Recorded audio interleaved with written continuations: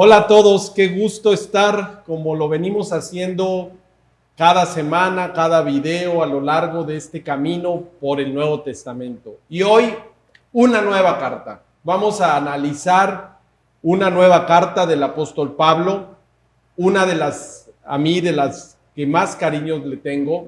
Platicaba yo con nuestra invitada, que se las presento, ya estuvo con nosotros en una ocasión y ahora está Deira nuevamente. Deira, gracias por estar. Muchas gracias por invitarme nuevamente. ¿Puñito? Puñito, bien. Y bueno, puñito explosivo.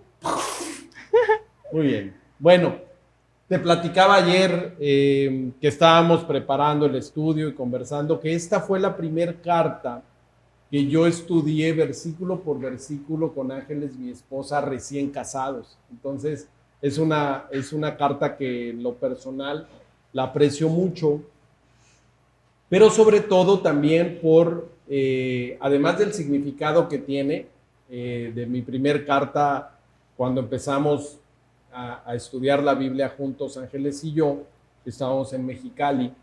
Y bueno, hoy pues nos toca volverla a estudiar en otra forma, en una forma más del contexto, del concepto general de la palabra, de la carta de Pablo a la iglesia de Filipos. Pero bueno, gracias Deira nuevamente por estar, por acompañarme. Gracias.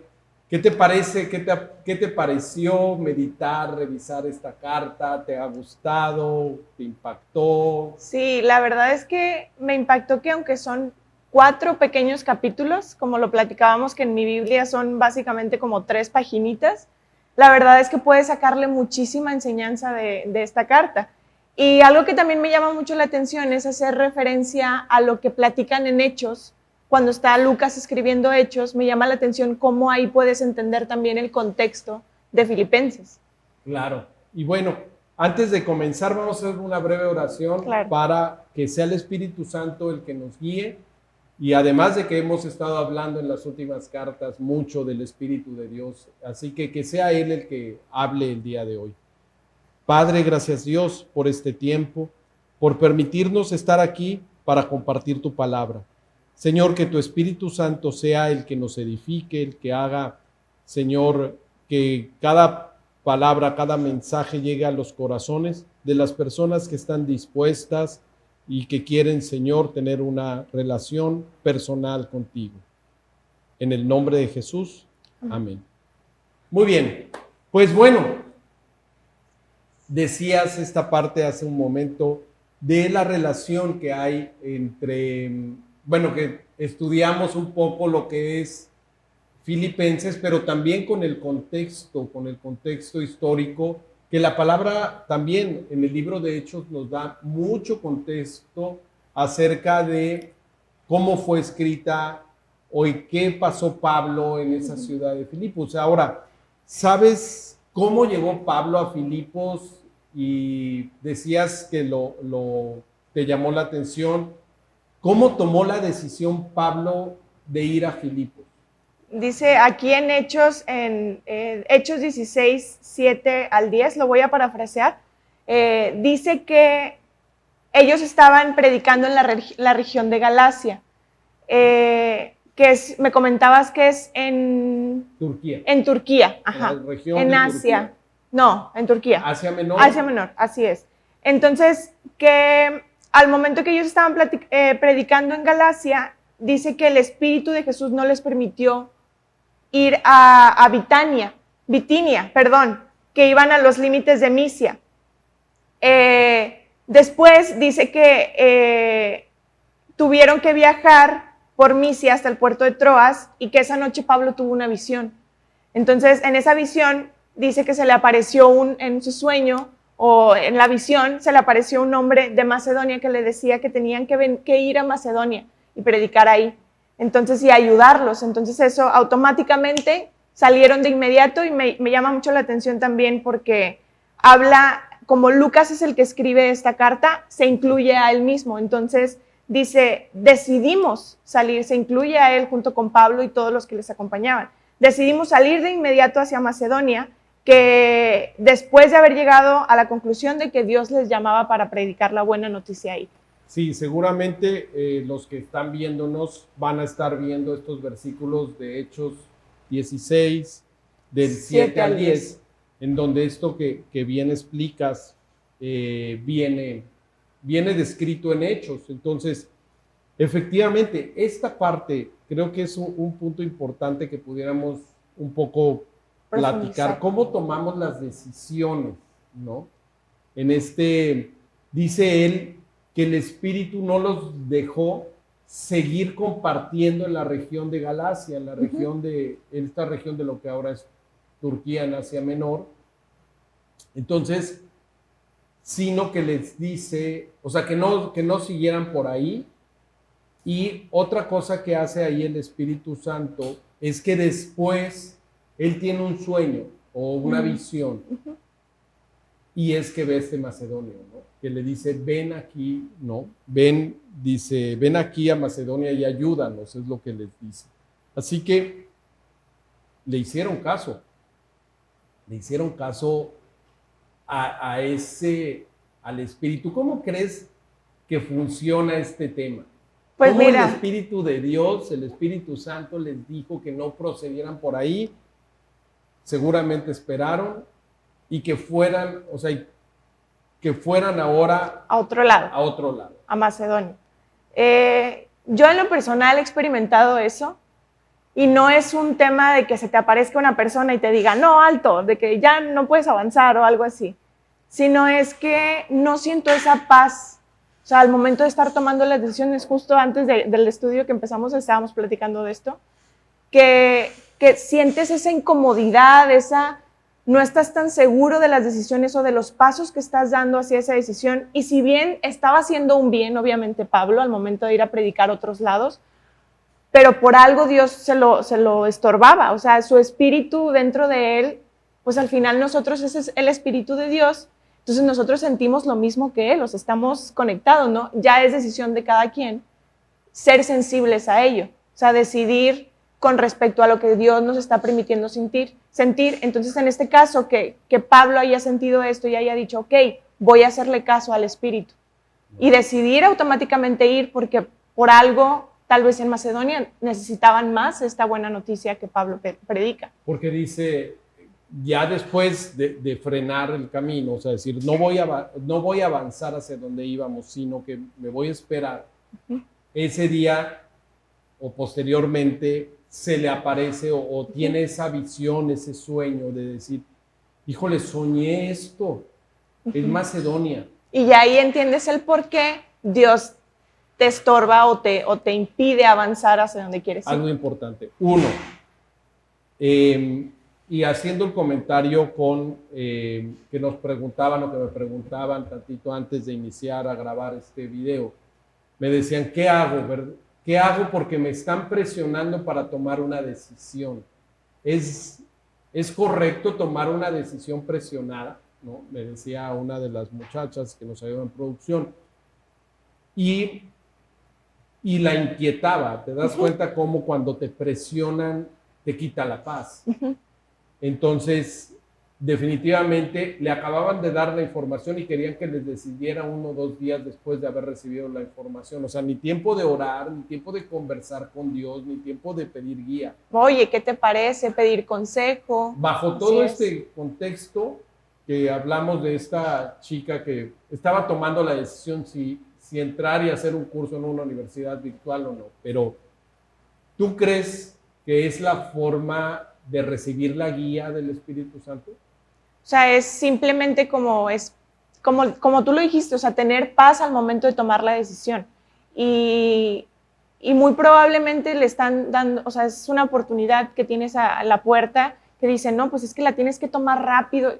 Sí, pero no has ni siquiera tenido la oportunidad de, como lo platicamos contigo, con el tío Gil, de pedir consejo al tío Gil, oye, a los papás, a nuestros papás o a nuestro maestro o maestra de discipulado, etcétera, y decir, oye, ¿sabes qué? Ok, bueno, ya recibí 2 opiniones al menos, ok, todos me dicen que hacia allá, va. Entonces ya ahí puedes decir, ok, ya no estoy decidiéndolo por mí misma, o porque en ese momento, en la rapidez, pues decides por tus propias fuerzas, y pues eso es lo que no es lo ideal. hoy, más temprano, teníamos un grupo de estudio que tengo con unos varones jóvenes, ¿no? Y platicábamos esa parte, vimos unos versículos que vienen en Proverbios que dice que en la multitud de consejeros está la sabiduría. También que cuando va uno a la guerra, en la multitud del consejo está la victoria. Entonces, definitivamente, tomar decisiones apresuradas, que te presionen para tomar la decisión, que no sientas paz, espera. Y es ahí cuando nosotros tenemos que orar. Y cuando empiezas a pedir consejo, es como cuando alguien empieza a salir con algún chico o alguna chica y está dudoso o dudosa y entonces va y le dice, oye, los papás están de acuerdo, tus amigos están de acuerdo, les cae bien a tus amigos, vamos, todo empieza a estar en orden y en paz. Vamos a hablar de que fuera un muchacho, el muchacho va y pide permiso y ve cara a cara y a los ojos a los papás. O sea, todo se va haciendo correcto y poco a poco empieza a haber paz, no nada más en ti, sino en todos los que están alrededor. Porque me llama la atención porque muchas veces este consejo se puede malinterpretar o puedes decir, ok, yo lo voy a tomar y ya voy a decidir yo qué hacer, ¿no? Pero si ya estás viendo que varias personas te están diciendo, oye, pues es que mira, o sea, esto no, está medio raro, etcétera, no me da mucha confianza. Te dijo una persona que obviamente quiere lo mejor para ti, porque también hay que ser sabios con quién pedir consejo. Claro. Si una persona que te ama y quiere lo mejor para ti ya te dijo, oye, por ahí no es, espérate, y otra persona otra vez te dijo lo mismo y otra, y ya si tú decides por tus propias fuerzas lo contrario, pues bueno, ahí ya hay que lidiar con las consecuencias, pero sí me llama mucho la atención porque el pedir consejo es estar en la humildad de aceptar ese consejo y seguirlo. Y no nada más es como, bueno, ok, ya te pedí consejo y check. Ya hice lo que se debe de hacer, pero no te hago caso. Entonces, no. Impresionante entonces cómo Pablo toma decisiones, ¿no? Sí. Guiado por el Espíritu que lo movía en su corazón, porque no se le aparecía claro que en algún momento se le apareció Jesús cuando lo establece y le dice que ya no esté en conflicto con él. Pero una vez que toma la decisión de seguir a Jesús, de seguir al Mesías, de que reconoce que Jesús es el Mesías esperado por las Escrituras, a partir de entonces el Espíritu de Dios lo empieza a guiar en su interior. Y es esa parte de cuando nos empezamos a tomar decisiones en una forma espiritual y haciéndole caso al Espíritu Santo. Y bueno, que se empieza a ver la marca de Jesús, como decían en el video pasado, de Efesios. en el de Efesios, como si tú dices que eres creyente, si dices que crees que Jesús es el Mesías y lo sigues y que es tu Salvador, se tiene que ver que estás operando en esa forma. Y aquí vemos claramente cómo Pablo lo hace. ¿Qué otra cosa te llama la atención? Ahora sí llega él, finalmente a Filipos, que era una colonia, una ciudad reconocida como ciudad romana, en donde hay que ver el contexto, pero en ese lugar había una gran colonia de soldados retirados romanos, orgullosos de ser romanos. Había muchos ciudadanos romanos ahí que se sentían superiores, habían ganado batallas, y entonces pues les llega a compartir que el verdadero rey del universo, ¿no?, es Jesús. Entonces, importante, era gente adinerada, o sea, era gente con una posición social, económica y política prominente. No nada más ellos, obviamente las esposas, o sea, todo lo que había en Corinto, había un cierto orgullo. Era muy orgullosos Corinto, dije, de Filipos. Era una ciudad que, por cierto, es la primer ciudad de Europa, donde ahora conocemos Europa, donde se predica el Evangelio. Pablo, de estar en Asia Menor, en la parte de Turquía, Dios, como decía, lo guía y dice, vete a Macedonia, lo que hoy es Grecia, Así es. y llega a un puerto y empieza a compartir en Filipos. ¿Qué más te llama la atención acerca de eso? Otra cosa que me llamó la atención, igual, cuando lo vemos a la luz también de Hechos, dice que este ministerio fue comenzado por las mujeres, con las mujeres. Dice que, voy a leer Hechos 16, 12 al 15. Dice, de ahí llegamos a Filipos, esto es Hechos, una ciudad principal de ese distrito de Macedonia y una colonia romana, y nos quedamos ahí varios días. El día de descanso, que es el Sabbat para los judíos, nos alejamos un poco de la ciudad y fuimos a la orilla de un río, donde pensamos que la gente se reuniría para orar, y nos sentamos a hablar con unas mujeres que se habían congregado ahí. Una de ellas era Lidia, de la ciudad de Tiatira, una comerciante de tela púrpura muy costosa, quien adoraba a Dios. Mientras nos escuchaba, el Señor abrió su corazón y aceptó lo que Pablo decía. Ella y los de su casa fueron bautizados y nos invitó a que fuéramos sus huéspedes. Si ustedes reconocen que soy una verdadera creyente en el Señor, dijo ella, vengan a quedarse en mi casa. Y nos insistió hasta que aceptamos. Me llamó mucho la atención porque, pues ya que lo relacionas, porque claramente dice que fue en Filipos, entonces, pues si les escribe a los filipenses, pues quiere decir que es en Filipos. Entonces, me llama mucho la atención cómo inició todo con esta mujer llamada Lidia y que aceptó lo que Pablo decía, cuál era lo que Pablo predicaba, que Jesús, la buena noticia, que Jesús era el Mesías y es el Mesías. Entonces, me llama mucho la atención cómo ella, con el fervor de que verdaderamente, si ustedes creen que soy una creyente, pues vengan y quédense conmigo en la casa y vamos a comer, etcétera. Y cómo ellos, pues después de tanta insistencia, al final aceptaron. Entonces, me llama mucho la atención esto que inició con una mujer. Sí, con un grupo de mujeres, o sea, algo muy padre. Hay muchas cosas atrás de esto. En este lugar, al ser una ciudad romana, dice que el día de reposo o el día de descanso va a las afueras esperando ver a personas que fueran a orar, ¿no? Y es que ve solo a ese grupo, ve a ese grupo de mujeres, y en ese momento ellas iban ahora sí a adorar a Dios. Seguramente con mucho de influencia judía, o algunas judías pudieran haber sido, no estaba el templo, no es en la sinagoga, o sea, es afuera, en donde en una conversación Pablo, Silas y obviamente, como decías, Lucas, que es quien escribe el libro de Hechos, les comparte, Pablo va y les comparte esa buena noticia.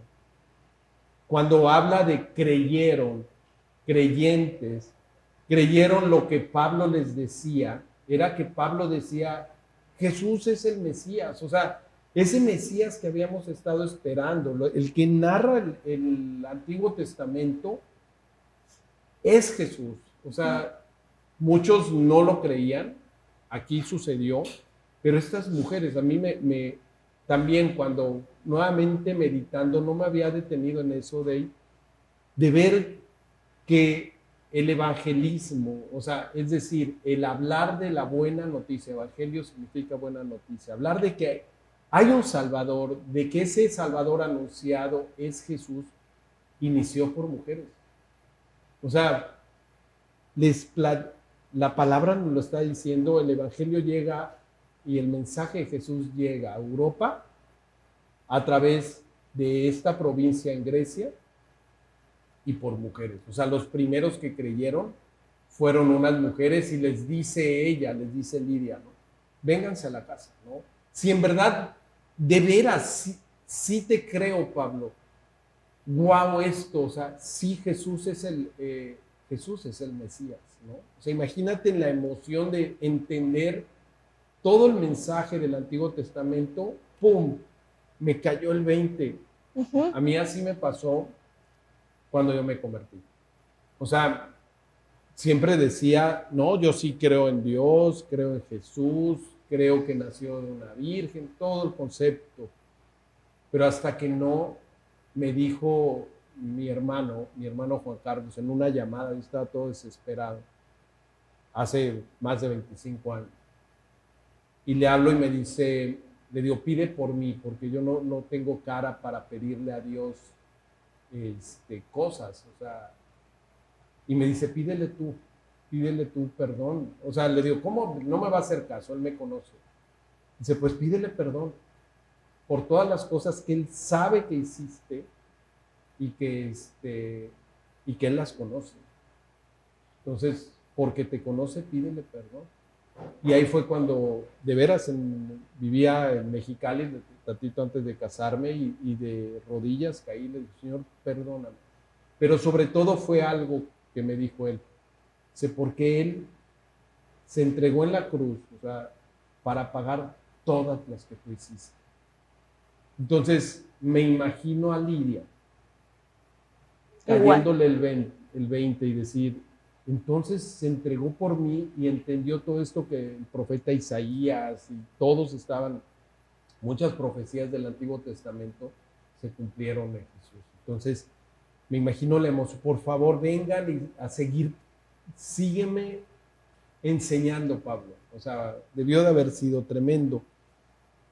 Claro que, ¿cómo te imaginas? En medio de esa sociedad, ya te expliqué de romanos y todo, que ¿qué más descubriste? O sea, ¿todos creyeron? ¿Cómo estuvo este tema en Filipos? Pues también, previo a el tema de Lidia, que platicabas que pues era una ciudad de retirados, soldados retirados de Roma, pues igual, o sea, todo en ese ambiente donde se desarrolló el tema de las mujeres que creyeron, pues era un lugar donde pues Pablo predicaba que, como dice, que el rey del mundo, del universo es Jesús, incluso el rey de Filipos y de cada provincia del mundo conocido en ese entonces, que le fuera a decir eso a los romanos que tenían así de que es que el César es el rey, ¿cómo vienes a decir que Jesús es el rey del mundo? Mis respetos para Pablo, de verdad, o sea, que además personas les hiciera clic y voltearan y lo siguieran porque dicen, pues sí es cierto, como Lidia y otras mujeres. Entonces, eso fue algo que me llamó mucho la atención, la valentía de predicar este tema en eso. Ahí mismo en Hechos, cuando habla de cómo inicia este ministerio en Filipos, a Pablo no le va bien, muchos no creyeron, ¿no? Además, ajá. Muchos no creyeron, pero hay una situación, hablando también de temas relacionados con las mujeres, ¿no? Pero en este caso hay de una esclava, habla una situación de una esclava en Hechos 16, un poquito antes. Habla de una esclava que estaba poseída y que les ayudaba a un grupo de varones a adivinar el futuro. Entonces había la esclavitud. En ese entonces ya un poco lo platicaron también lo hemos venido platicando, que el hecho de que la Biblia narre las situaciones y las costumbres de que había esclavitud, no significa que estuviera correcto. Que fuera correcto. Incluso si nos vamos a los primeros 5 libros de la Biblia, hablaba de que había la libertad de los esclavos. Pero, bueno, aquí habla de que sí, había esclavitud, como siguió habiendo en muchos lugares del mundo, hasta hace algunos siglos que se abolió. Pero había una esclava que tenía un espíritu y que les empieza a decir, venían atrás, los veía a Pablo, a Silas, a Lucas y todo, y decía, le gritaba a ella, estos hombres son siervos del Dios Altísimo, han venido a decirles cómo ser salvos, y les decía, son siervos del Dios Altísimo, ¿no? Entonces, esta situación pues llega a ser tan incómoda para Pablo, ¿no?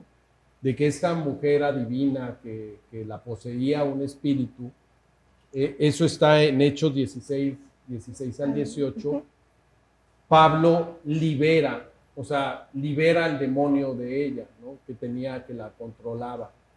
Entonces, le da esa libertad a la esclava, una libertad de la esclavitud, ya no de la esclavitud espiritual, aunque seguía siendo esclava físicamente de este grupo o este romano, ¿no? Entonces, pues al quitarle el espíritu, este demonio que la había poseído, pues les quitó el negocio de la adivinación. Entonces les pegó en el negocio a un grupo de romanos.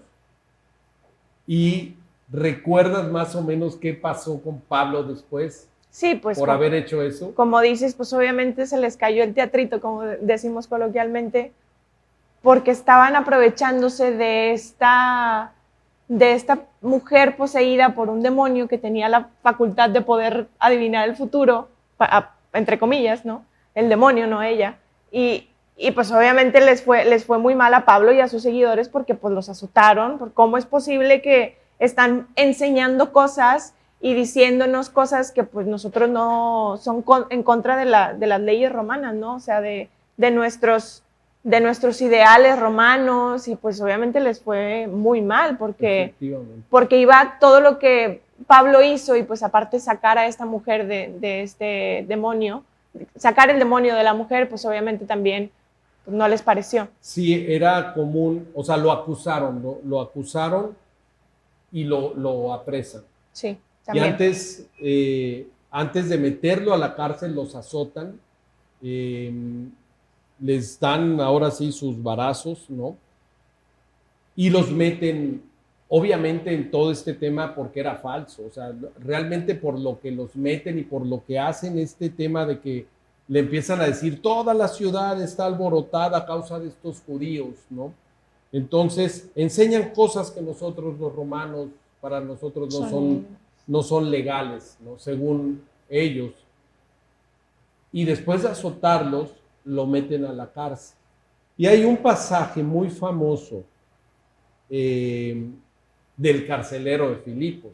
O sea, llegamos a este momento en donde después de estar con Lidia y todo ese tema, viene otro evento en donde conocen, o sea, por haberlos apresado, conocen al carcelero. O sea, hay un carcelero ahí, hay una persona ahí que los está cuidando, porque fueron acusados de estar enseñando cosas que para los romanos no eran legales. Entonces, los meten, sobre todo a Pablo y a Silas, son los dos que los mete, según narra Lucas. Uh-huh. Y está este pasaje padrísimo que nos da esperanza, y lo usamos con esa esperanza. Y es en el que dice, cree en el Señor Jesucristo y serás salvo tú y tu casa. Ese está en Hechos 16, del 29 al 32. ¿Me ayudas leyéndolo? Sí. Dice, el carcelero pidió una luz y corrió al calabozo y cayó temblando ante Pablo y Silas. Pausa. ¿Pero qué pasó?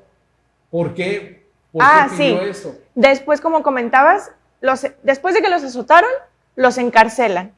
Entonces, ya que están encarcelados, un terremoto sucede en la noche y los libera y les quita las puertas y les quita las cadenas. Entonces, ahí es cuando ya sucede el contexto del carcelero, porque va a revisar y pues se queda pasmado de cómo, de que ya se fueron los encarcelados. Presos, ¿no? Sí. Entonces ya ahora sí retomando. ¿Por qué era peligroso? O sea, ¿por qué entra en ese choque, en ese pánico de decir, ya se me salieron? Sí, todos? Que dice en el 29, que dice que cayó temblando ante Pablo y Silas, porque tenía miedo de que los carceleros se hayan ido. Los reos.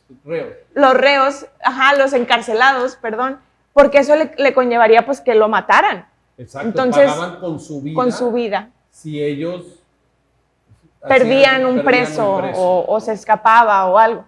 Entonces, pues este carcelero cae temblando ante Pablo y Silas porque se impacta de que ellos siguen ahí. Ahora sí. Entonces. Ahora sí, después retomamos Hechos 16:30, que dice, después los sacó y les preguntó, señores, ¿qué debo hacer para ser salvo? Ellos le contestaron, cree en el Señor Jesús y serás salvo junto con todos los de tu casa. Y le presentaron la palabra del Señor tanto a él como a todos los que vivían en su casa. Y fíjate, qué padre, porque después de esto, no nada más, o sea, los quita de ahí porque los saca de la cárcel y los lleva a su casa. Y dice que todos los de su casa creyeron, ¿no?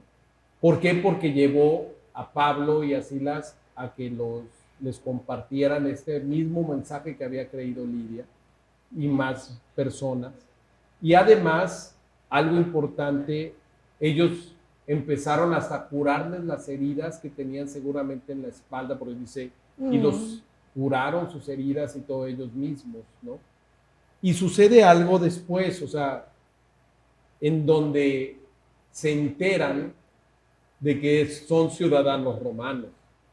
Entonces dice, ¿cómo? Pablo es romano. Y entonces van a la casa del carcelero y les dicen, libéralos, porque son romanos, la regamos, ¿no? Sí, pues les iba a ir mal a los que los habían encarcelado. Porque podía Pablo ir a alegar, ¿no? Ajá, Decir, oigan, a apelar con el César. ¿no? Pero Pablo se va, o sea, Pablo les dice, cuando le mandan a decir, porque no van ellos, le mandan a decir que los libere, que porque eran ciudadanos romanos. Dice, ya, suéltalos así en secreto. ¿Qué hace Pablo? Me llamó mucho la atención la actitud que tomó Pablo y la firmeza que tuvo al momento de tomar esta decisión, porque generalmente siempre nos dejamos llevar por, pues como que, pues sí, ok, ya, o sea, que se haga lo que sea, ¿no? Pero al contrario, Pablo dice que, o sea, le responde, dice, ellos nos golpearon en público sin llevarnos a juicio y quieren que nos vayamos a escondidas, pues obviamente iba a ser un acto de corrupción. Pues obviamente Pablo en su firmeza y en su carácter dice, no, o sea, haz cumplir la ley, o sea, estás diciendo que podemos irnos, mejor que ellos vengan y nos pongan en libertad porque si no estás siendo corrupto. O sea, no estás cumpliendo las leyes que según tú pues son las mejores porque son las romanas. O sea, vemos a un Pablo conocedor de su entorno. Así es. Además de su entorno, de las leyes, políticos, de sus derechos, además de conocedor de la palabra, y es ahí donde vemos, no, o sea, él cumplía las leyes. Y Pablo dice, no, a ver, como, no, en secreto nada. O sea, libérenme. Y además era parte también de regresar su dignidad porque lo habían hecho quedar mal. Y eso hizo que finalmente muchos le siguieran. O sea, sí, finalmente los liberan ya en público y Pablo puede seguir compartiendo y sigue entonces el ministerio de compartir alrededor de Atenas, de Filipos, de todas esas reuniones, Corinto, que ya vimos la carta. Entonces ya se empieza a expandir la noticia de que el Mesías que estaba anunciado en el Antiguo Testamento es Jesús, ¿no? Y que venía a transformar, bueno, en este caso, a liberarnos, pero no era liberarlos, no entendían, bueno, obviamente hasta que Pablo y el Espíritu Santo se los hacía ver, que venían a liberarlos del pecado, de sus faltas, a liberarlos de su culpa. Y eso es algo que luego no entendemos. Aún muchos, la verdad, de jóvenes, me doy cuenta, que hay muchos jóvenes que olvidan o que no saben o que confunden la salvación únicamente por hacer una oración, y no es eso. Es la convicción con la que haces. Nos salva de nuestra culpa. O sea, porque tenemos que entender que somos culpables de nuestras malas decisiones y que tenemos culpabilidad.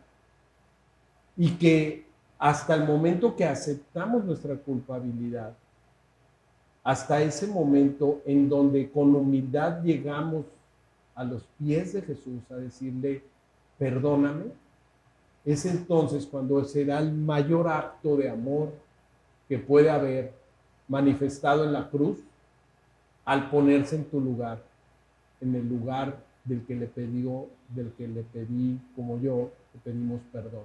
Entonces, por eso muchas personas que han vivido alrededor del concepto del cristianismo, en una cultura de cristianismo, se creen buenos, hijos de creyentes, se creen buenos, pero no son salvos.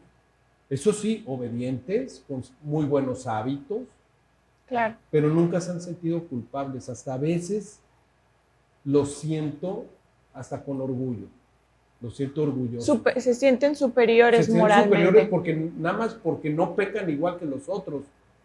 Pero ya nada más por orgullo, de veras, me impacta mucho este tema. Entonces, regresemos a este. Ya sucede, se sigue el Evangelio.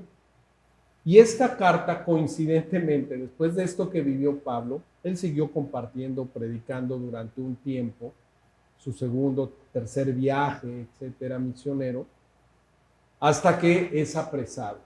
Y esta carta habla de, o se escribe, la escribe Pablo desde la prisión, nuevamente alrededor, pero en este caso ya en medio de una prisión romana, porque seguía siendo acusado por judíos y por romanos de generar, ahora sí, disturbios sí, en contra de la cultura que se vivía en y en contra del tiempo. César. Y en famoso. contra del César, ¿no? Sí, y me llama mucho la atención porque me gusta mucho porque cuando tú esperas que una carta, como tú esperas que una carta sea escrita en la cárcel, pues es con rencor, con tristeza, con decepción, con Claro. decepción por las leyes, etcétera. Fíjate, hago esa parte, ese que dices, ¿cómo escribiría una persona una carta estando en la cárcel? Pues así, Así. ¿no? O sea, eso es lo que te esperas. Tengo conocidos que han estado injustamente presos, ¿no? Que gracias a Dios, bueno, finalmente pudieron salir, pero estuvieron 10 meses en la cárcel, algunos así, hasta que no se demostró su inocencia. Pero definitivamente hay esa frustración, ¿no? Ese rencor, o sea, se siente, vamos, incredulidad ya de la justicia, Claro. etcétera. Y estoy seguro que lo que escriben y comunican sería ese tema de amargura, ¿no? Uh-huh. Y este caso no es así. No, el caso de la carta a los filipenses que escribe Pablo es totalmente lo contrario, literalmente. O sea, en toda la carta, a lo largo de la carta, podemos ver un gozo increíble de Pablo. O sea, cómo se expresa, cómo les hace dar a conocer las noticias sobre él, que le impacta mucho la generosidad de los filipenses hacia él, de sus actitudes, de cómo él está gozoso en que los espera que Dios siga trabajando en la vida de los filipenses. Entonces, me impacta mucho porque él sigue todavía como gozoso y porque eso es lo que hace Dios en nuestra vida. A pesar de las circunstancias en donde nos encontremos, Dios nos hace sentir gozo y tranquilidad porque sabemos que Él tiene el control. Es esa parte, yo creo, una de los mayores o de los temas centrales o lo que se ve más que como un tema, hay varios que vamos a tocar, pero como que el halo que tiene esta carta es ese del gozo. Entonces, como que la perspectiva que llega a cambiar en ti cuando empiezas a querer seguir a Jesús. O sea, porque para los demás, oye, ¿cómo es posible, no? O sea, enójate, o sea, es válido. Y él, al contrario, ya en el cambio de perspectiva, se da cuenta que todo tiene un propósito. Sí. Y es lo que la carta empieza a decir. Y claro que se goza, pero se goza por inicialmente, y vamos a entrarle ya ahora sí, ya después de tanto contexto de hechos, que está interesante, me gusta mucho saber cómo es que escribe esta carta, pero una de las primeras manifestaciones de gozo que da él es porque percibe las actitudes, ya la forma que empieza a operar los creyentes de Filipos, ¿no? En donde se ve claramente cómo sus actos empiezan a ser diferentes. Y esto viene desde el arranque. Si me ayudas leyendo Filipenses 1, de 3 al 5. Filipenses 1 del Uno. 3 al 5, porque ahí es cuando empieza a manifestar su gozo. ¿Por qué? ¿Por qué expresa el gozo? ¿Qué es lo que él empieza a ver de cambio en los filipenses? Sí, dice Filipenses 1 del 3 al 5. Cada vez que pienso en ustedes, le doy gracias a mi Dios. Siempre que oro, pido por todos ustedes con alegría, porque han colaborado conmigo en dar a conocer la buena noticia acerca de Cristo, acerca del Mesías, desde el momento en que la escucharon por primera vez hasta ahora. Entonces, fíjate, da gracias, ahí vamos a ver varios conceptos. Déjame explicar un poquito cómo está escrita la carta. En el capítulo 2 hay un mensaje del 6 al 11, capítulo 2, versículos 6 al 11, está un mensaje central de la carta en donde vuelve Pablo a explicarles y a ratificar que Jesús es el Mesías, habla de la labor que él hizo, cómo se encarnó, la vida que tuvo, cómo fue que venció la muerte y su resurrección, y finalmente cómo fue exaltado como Dios, ¿no? Y qué le era Jesús. O sea, habla esa parte en estos versículos. Y es como el centro de gravedad, vamos a decirlo, de la carta. Pero da muchos conceptos alrededor, a lo largo de toda la carta. Haz de cuenta que si lo ponemos en medio, hay muchos conceptos que está compartiendo Pablo. Esta parte que leíste en Filipenses 1, del 3 al 5, dice, por ejemplo, en el 3, dice, cada vez que pienso en ustedes, le doy gracias a mi Dios. Gratitud. Vemos un tema de gratitud. Y dice, siempre que oro, pido por todos ustedes con alegría, gozo. ¿De acuerdo? Estamos viendo el gozo que él tenía. Y dice, ¿por qué estaba gozoso? Dice, porque han colaborado conmigo en dar a conocer la buena noticia acerca de Cristo, ¿no? Esta primera parte del versículo 5 habla de ese compromiso, de esa generosidad. ¿Por qué? Porque algo que sucede un poquito en el contexto de esta carta es que cuando se enteraron los de Filipos, tiempo después, de que Pablo había sido hecho preso por Roma, juntaron, te digo que era un grupo que habían, económicamente estaban bien, como esta Lidia, que tenía su negocio de vendedora de telas con color púrpura. Pero hacen una colecta y a través de Epafrodito, un creyente, le mandan un soporte económico para que sufriera o padeciera menos. Se lo manda con Epafrodito a Pablo. Entonces empieza a ver la generosidad de los filipenses, la gratitud de los filipenses. O sea, tanto él estaba agradecido como ellos estaban agradecidos. Tanto él había sido generoso, incluso al recibir azotes y la cárcel y todo, con tal de compartirles, ellos también fueron generosos en un aspecto económico. Y dice la última parte, dice, han colaborado conmigo desde el momento en que lo escucharon por primera vez y hasta ahora. O sea, la lealtad hacia Pablo, hacia el Evangelio, hacia ese tema. Y me encanta. 3 palabras y yo creo que con eso vamos a ir concluyendo esta primera parte, pero es la que quisiera yo que dejáramos bien remarcadas, Deira. La primera, gratitud. Para ti, ¿qué es la gratitud? ¿O cómo podrías considerar manifestar tu gratitud?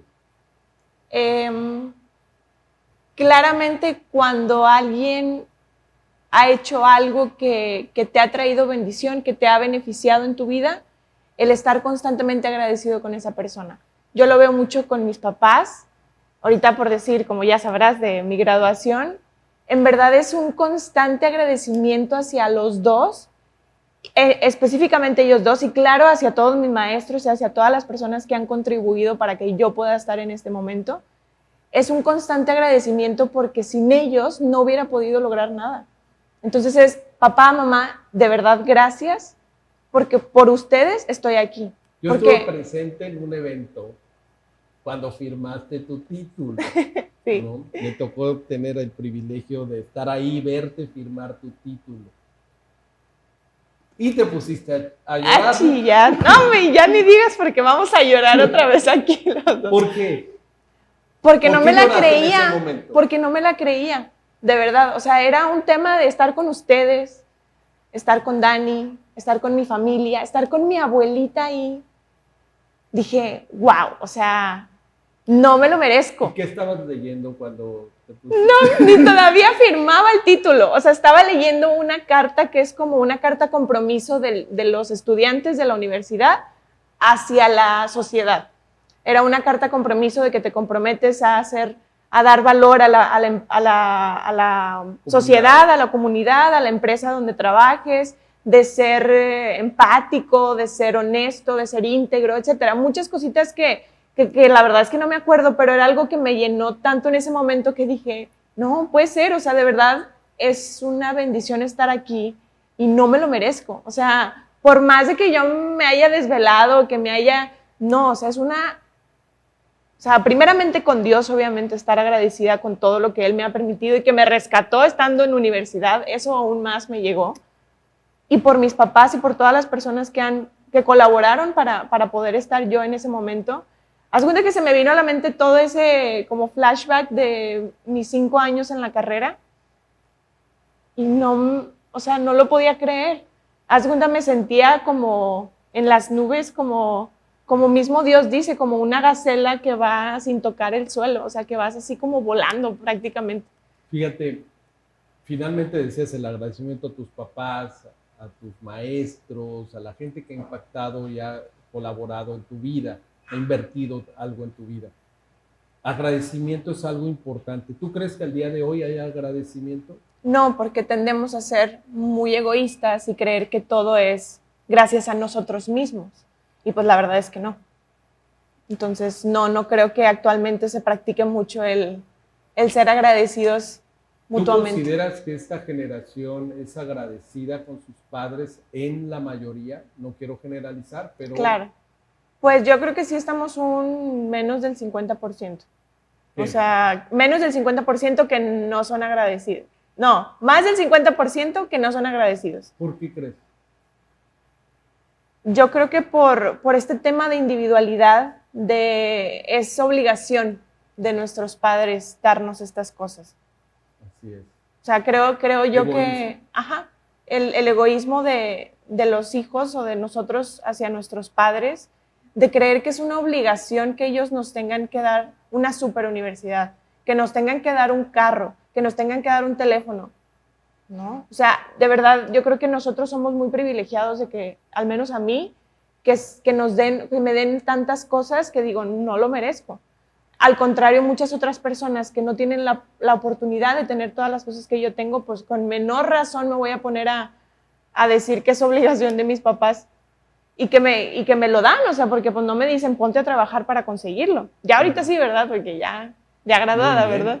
Y fíjate, gratitud, me gusta una definición que dice que hay que comunicar a otros con tus palabras y con tus acciones, las formas en que han beneficiado a tu vida. Entonces es importante ser agradecido. Y aquí, Pablo, claro que estaba gozoso al ver que ahora la reacción de los filipenses fue darnos soporte en un momento de aflicción. Ahora, ese es ser generoso. O sea, la gratitud te lleva a la generosidad, ¿no? Entonces, realmente manifestar que estás agradecido, uno de los hechos es ser generosos, ser cuidadosos. Pero en este caso, dieron libremente. Fíjate, te voy a dar otra definición que me gusta mucho de generosidad. Ojalá, y le voy a pedir al equipo que nos ayuda en la edición que la ponga. Es dar libremente a los que tienen necesidad porque administro cuidadosamente mis recursos para poder hacerlo. Es decir, no eres mezquino, no eres tacaño. Entonces, cuando tú das libremente, es porque has administrado con responsabilidad y todo el tema. En este caso se ve el orden, se ven muchas cosas detrás cuando tú eres generoso. Pero es darle a los necesitados y con responsabilidad, porque hay veces que solo hay gente que se queda sin nada por dar todo, pero realmente no es generosidad, fue un impulso emocional. O por lo que van a decir los demás, o por quedar bien ante los demás. Eso es otro, por eso la palabra te dice que no sepa tu mano izquierda lo que hace la derecha. Entonces, es mejor darlo de corazón, en silencio, ¿no? Entonces, la generosidad, claro que Pablo en esta carta se goza, ¿no? Y la lealtad, otro tema. Tú decías, vamos a ir cerrando con ese tema, con la lealtad, o la fidelidad es lo mismo, lealtad y fidelidad es lo mismo.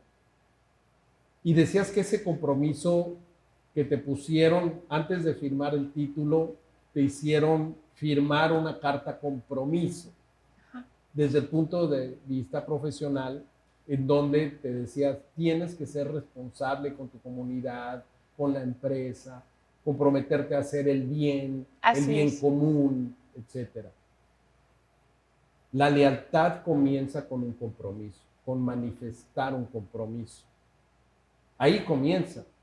Pero ¿en dónde se ratifica? ¿En dónde realmente se evidencia la lealtad? Yo creo que en un momento difícil, o sea, ya sea aplicado en la sociedad o en tu casa o en podemos poner un ejemplo de un matrimonio, de una amistad también, de una relación, porque cualquiera es muy fácil o le es muy fácil estar ahí en los momentos bien padres, en los momentos de felicidad, en los buenos momentos, del éxito, etcétera. Y comprometerte también en los momentos. En eso, en la emoción, claro, yo estaré toda la vida y claro que sí, vamos a ser juntos forever and ever. Pero luego llegan los momentos difíciles, donde hay enfermedad, donde hay escasez económica, donde hay desempleo, donde hay una diferencia, etcétera, de perspectivas, de momentos que pues chocas, etcétera. Ahí es donde verdaderamente se nota la fidelidad y la lealtad. Cuando te quedas, aun cuando todas las circunstancias o los momentos, pues parece que pues, no te dan pie a que tomes, a que seas fiel, ¿no? Fíjate, otra definición que también la vamos a poner aquí, que dice de lo que es la lealtad o lo que es la fidelidad, dice, es manifestar mi compromiso con mis acciones en los tiempos difíciles con aquellos con quienes me comprometí, ¿no? O con a quienes sirvo, a quienes quiero ser útil. Entonces, en los tiempos difíciles, o sea, es manifestarlo con tus acciones. De nada te sirve, como dices, sí, te prometo serte fiel en lo próspero y en lo adverso, en la salud y en la enfermedad, en el dinero y en la riqueza y en la pobreza. Y en cuanto cae un problema económico, en cuanto cae el primer problema, en cuanto ya no eres hábil en la parte de la salud, ¡pum!, se van en medio de los problemas. Es ahí donde el compromiso se ejecuta en el momento de la crisis. Así es. Y al día de hoy también, por desgracia, vemos llenos de divorcios, llenos de corrupción, llenos de fraudes, ¿no? Entre socios, ¿no? Porque es el camino fácil. Es el camino fácil.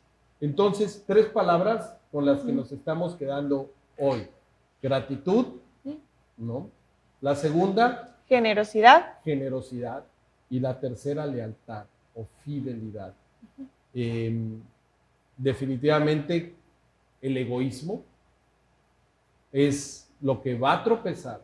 Con las 3. Con las 3, ¿no? Entonces, y ese egoísmo que vemos, que nos está metiendo la sociedad constantemente, es lo que hace, lo que está generando las crisis, lo que está generando las divisiones y todo este tema. Y al contrario, el mensaje que daba Pablo era un mensaje de reconciliarse con Dios. Por eso era que Pablo se gozaba. Su visión era más grande que las circunstancias. Podía vivir en pobreza, podía vivir en la cárcel, podía vivir, traicionado, ¿no? Por sus mismos ciudadanos o conciudadanos, por los mismos judíos que no le fueron leales, ¿no? O sea, que pudo haber sentido todas esas cosas, mas él se gozaba. Y dice, quiero terminar ese pasaje con un pasaje del capítulo 1 de Filipenses, el versículo 12 al 14. Ayúdame leyendo. Dice, además, mis amados hermanos, quiero que sepan que todo lo que me ha sucedido en este lugar ha servido para difundir la buena noticia, pues cada persona de aquí, incluida toda la guardia del palacio, sabe que estoy encadenado por causa de Cristo. Y dado que estoy preso, la mayoría de los creyentes de este lugar han aumentado su confianza y anuncian con valentía el mensaje de Dios sin temor. Y increíble. Ahí vemos el gozo de él, decir, por lo que estoy viviendo, se está compartiendo que Jesús es el Mesías, que Jesús es la solución, ¿no? Y es una muestra de todo lo contrario al egoísmo. Y por eso se gozaba, porque él daba gracias a Dios, porque se estaba compartiendo, otros estaban creyendo, incluso hasta los soldados de la Guardia Romana estaban creyendo, los que lo cuidaban, estaban conociendo a Jesús. Entonces, conociendo lo que Jesús había hecho en la cruz. Entonces, a veces, en medio de una enfermedad, tienes la oportunidad de compartir esperanza, de compartir que hay buenas noticias. A veces, en medio de un problema económico que todos pudiéramos estar en riesgo de vivirlo, puedes compartir lo que hay esperanza. Aunque esa es la marca, mejor dicho, no aunque, esa es la marca de que Jesús te da paz, te da gozo, suficiencia, te da gozo, darte cuenta que Él tiene el control. Claro, mismo Jesús nos dijo, en el mundo tendréis aflicción, pero confía que yo he vencido al mundo, yo he tenido la victoria. Entonces, es ahí donde tenemos que saber que en medio de las circunstancias hay maldad.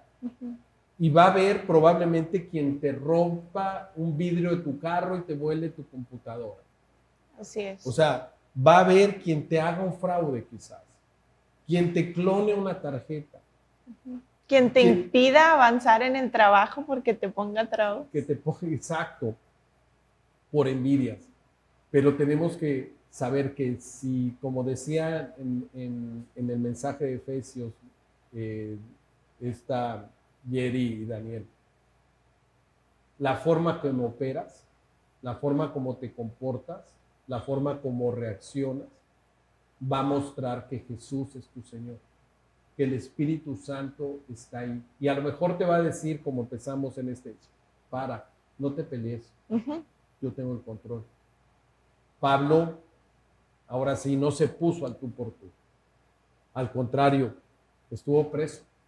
Pero eso hizo que más personas conocieran el Evangelio y que se compararan y decir, oye, yo me estoy quejando y mira a Pablo, sí, y está contento. Que los motivara, por eso dice que motivó a que los creyentes anunciaran con valentía el mensaje de la buena noticia, de que Jesús es el Mesías, porque, como dices, o sea, pues si Pablo, estando en la cárcel, careciendo de muchas cosas, encerrado con guardias y policías alrededor y lo que quieras, las otras personas que estaban libres, pues ya no les queda de otra más que hacerlo. O sea, si Pablo lo hace, con mayor razón las personas fuera de la cárcel lo pueden hacer. Anuncien con valentía el mensaje de que hay buenas noticias.